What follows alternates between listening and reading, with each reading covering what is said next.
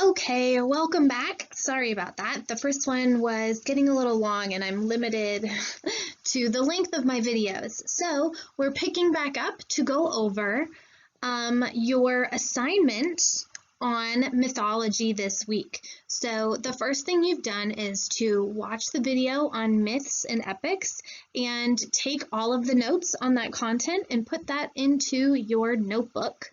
So the next thing we're going to do is we're going to look at some different world mythologies to look at important traits and characters and conflicts and just kind of start to dip our toes into the mythology pond.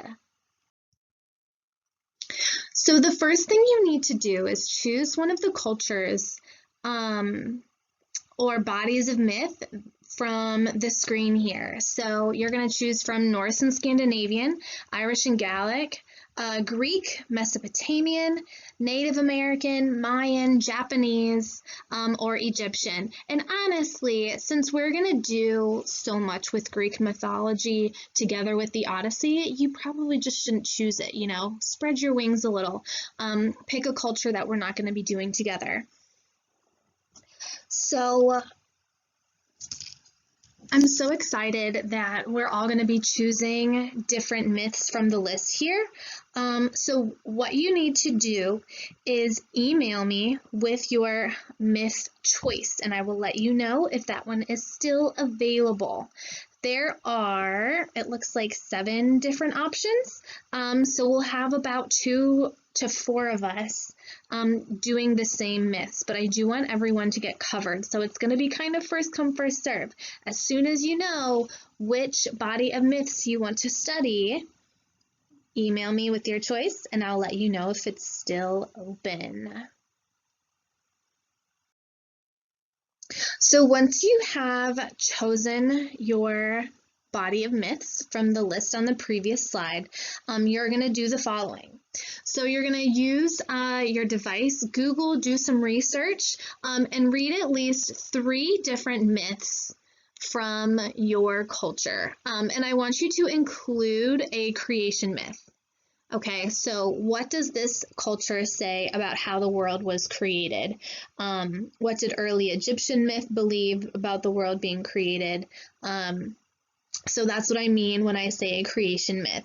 And you're just going to copy and paste these myths that you read into a Word document. So you don't have to put them into your own words. You don't have to summarize them. You're going to read at least 3 different myths and choose your top 3 and just straight up copy and paste those into a Word document.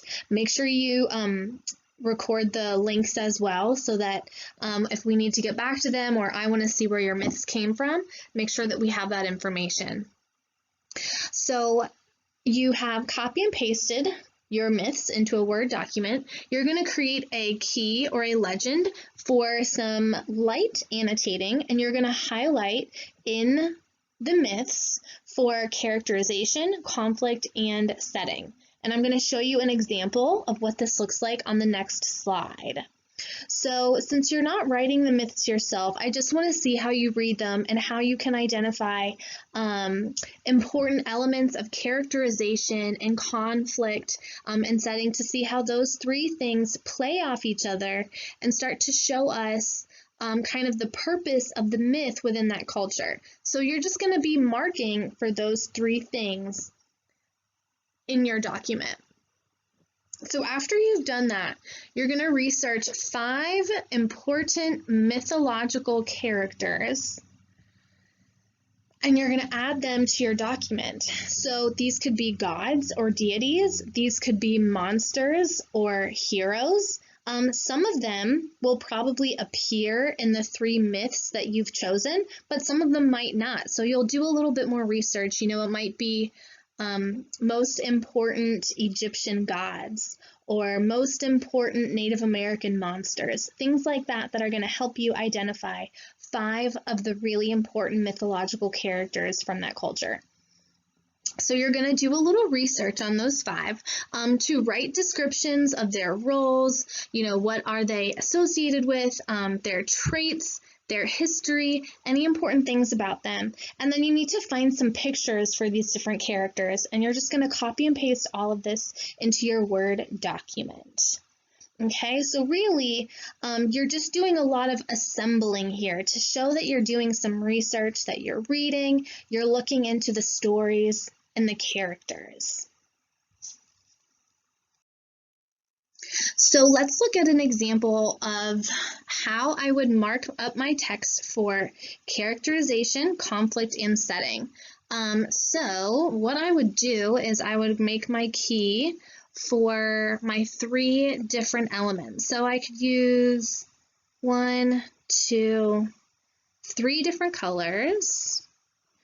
And I would need to show which one is for character, which one is for conflict, and which one is for setting. Now, yours is going to be much cleaner than mine is right now, but I'm just kind of showing us what we would be looking at. So let's see.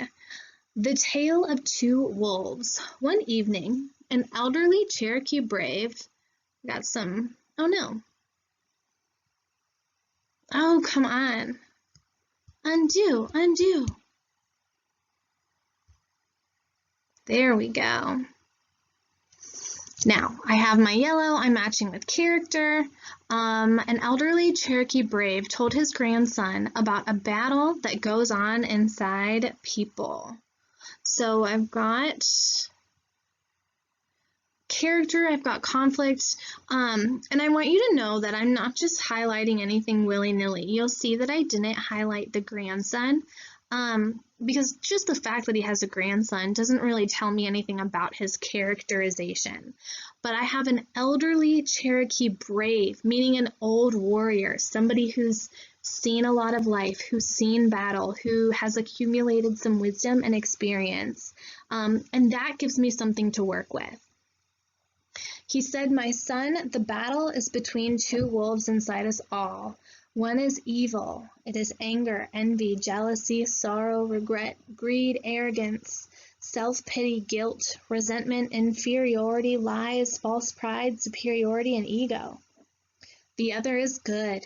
It is joy, peace, love, hope, serenity, humility, kindness, benevolence, empathy, generosity, truth, compassion, and faith." The grandson thought about it for a minute and asked his grandfather, "Which wolf wins?" The old Cherokee simply replied, "The one that you feed." So I think I have a few different things going on here. My colors are killing me. I have some characterization in how my Cherokee brave is very wise here at the end. But I also have my conflict between, why does this keep changing my colors? This side versus that side. So what you're going to do is you're going to copy and paste your 3 myths into a Word document, and then you can use the highlighting features or the text color features to mark for characterization, conflict, and setting. And you'll notice we didn't really have any setting in this story, so I didn't mark for it, but in other myths, setting is going to be a really key component that you need to make sure you track. So you'll go through this process for your 3 myths, to show that you've read them and that you've really thought about them. And then you'll do your research on the 5 mythological characters, whether they're gods or monsters. You're going to put all of that into a single document. You should name it something like Norse mythology. And then you're going to email that to me at the end of the week to show that you have done all your work. I hope this was helpful. Let me know if you have any questions, and I would love to answer them.